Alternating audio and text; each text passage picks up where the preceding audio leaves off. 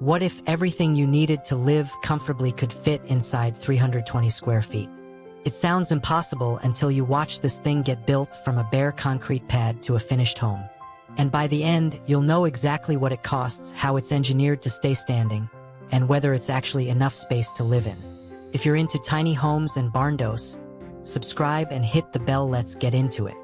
First, the basics. A barndominium or barndo is a home built on a steel or wood post frame structure.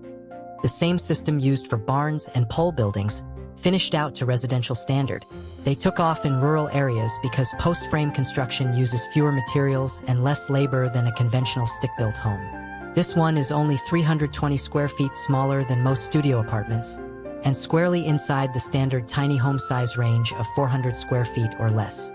Alright, let's get into how one of these actually goes up, because this is the part most Barndo videos skip entirely. The foundation and the detail most builders skip. A pole barn doesn't legally need a continuous foundation, but a home does. So before anything else goes up, crews lay a rebar grid on chairs to keep it centered in the pour, embed the plumbing and electrical sleeves that'll run under the floor, and pour a slab with a thickened, turned-down edge that acts as the footing. That turned-down edge solves a legal problem. Code requires it for occupancy, but it creates a physical one. Concrete conducts cold straight from the ground outside into the slab inside. Builders call it a thermal bridge, and on a small footprint like this, it's a bigger percentage of your total wall-to-floor junction than it would be on a large home. The fix is rigid foam insulation wrapped around the slab edge before the pour, a detail that's easy to miss and expensive to fix later. Framing the skeleton. Posts go up roughly 8 feet apart, bolted to brackets on the slab instead of buried directly in the ground. The buried method is cheaper, but posts set in concrete piers age slower and don't rot at the base. Horizontal girts run between the posts, and those girts are doing two jobs: holding the metal siding and giving the wall something to insulate against. Then the trusses go on top, and this is the part that actually makes the open floor plan possible. The trusses clear span the entire width of the building, carrying the roof load straight down through the posts. That's why there's no interior wall holding this place up. It's not a design choice. It's the structural system, the engineering problem nobody mentions. Here's something almost nobody mentions when they show you a barndo build. A standard pole barn truss is only engineered to carry roof loads, wind, and snow. The moment you turn that structure into a home, those same trusses now have to hold up a drywall ceiling, insulation, light fixtures, and ductwork too. That means the trusses have to be redesigned and restamped by a structural engineer for the added weight. There's a second catch. Standard post-frame trusses are usually spaced 4 feet apart. But drywall ceilings need framing every 2 feet or they'll sag and crack.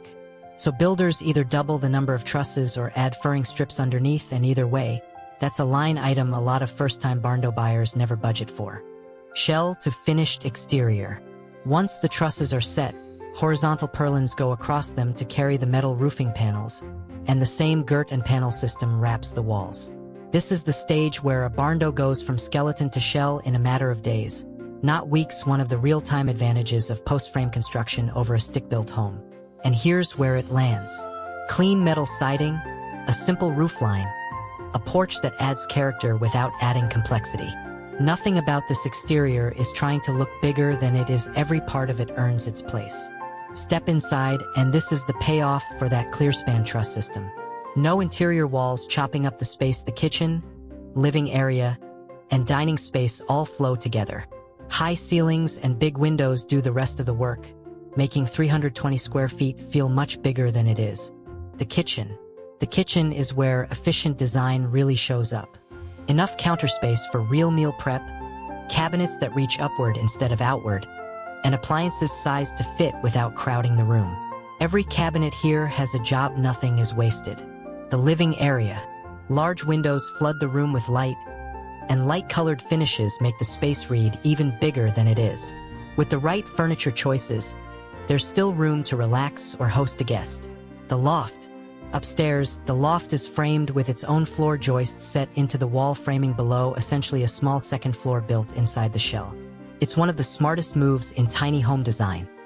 Instead of spending floor space on a bedroom, the sleeping area goes up, and the whole footprint below stays open. The bathroom.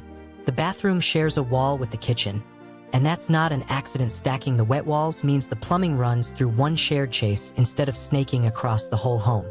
It's a small planning decision that keeps both the plumbing bill and the construction timeline down. Storage, the detail most visitors miss. Storage tucked under furniture, inside the stairs, above the cabinets, anywhere unused space exists. Tiny homes live or die by this kind of planning. This isn't only about saving money. In a recent national survey, 73% of Americans said they'd consider living in a tiny home, and that climbs to 75% among Gen Z and millennials. With home prices keeping traditional ownership out of reach for a lot of buyers, more people are choosing homes built around function instead of square footage. Honest answer, it depends. For one person, a couple, or a guest house and weekend retreat, this size can feel genuinely comfortable. It's not the right call for a larger family needing multiple private rooms. Tiny living means intentional choices, less clutter, tighter organization, and for the right person, that trade-off is the whole point. Let's build this thing on paper. Based on current 2026 construction cost data, here's what a real itemized budget looks like for a home this size, not a vague per square foot range, but the actual line items. Site work and grading runs $3,000 to $8,000. Clearing, leveling, and driveway access for delivery trucks. Foundation, including the slab and turn-down footing, comes in at $2,500 to $4,500. That covers the rebar grid, vapor barrier, and the plumbing and electrical sleeves embedded before the pour. The post-frame shell kit posts, engineered trusses, girts, purlins, metal roofing, and siding runs $6,500 to $16,000. Structural engineering and stamp drawings add another $1,500 to $3,500. This is the re-rating of trusses for residential ceiling loads, a cost that's often skipped entirely in DIY quotes. Windows and exterior doors with an energy-rated package land between $3,000 and $7,000. Framing labor, the crew and equipment to erect the posts and frame the shell, interior walls, and loft is $9,000 to $16,000. Spray foam insulation costs $2,500 to $5,000. Even on a small footprint, it still hits standard trade minimums. Electrical rough-in and fixtures run $4,500 to $9,000. The panel, wiring, and lighting cost floor doesn't shrink just because the home is smaller. Plumbing rough-in and fixtures come in at $5,500 to $11,000, kept down by having the kitchen and bath share a wet wall. The ductless mini-split HVAC system, sized for a micro footprint, is $3,000 to $6,000. Drywall and interior finish walls and the furred-out ceiling costs $2,500 to $5,000. Interior finishes covering flooring, cabinetry, countertops, paint, trim, and lighting is the single biggest swing, $9,000 to $18,000. The loft structure, stairs and ladder floor joists, railing, and access add $2,000 to $5,000. And permits and inspections run $1,500 to $4,000, though that one varies heavily by county. Add it all up, and the estimated total lands at $58,000 to $130,000, excluding land purchase.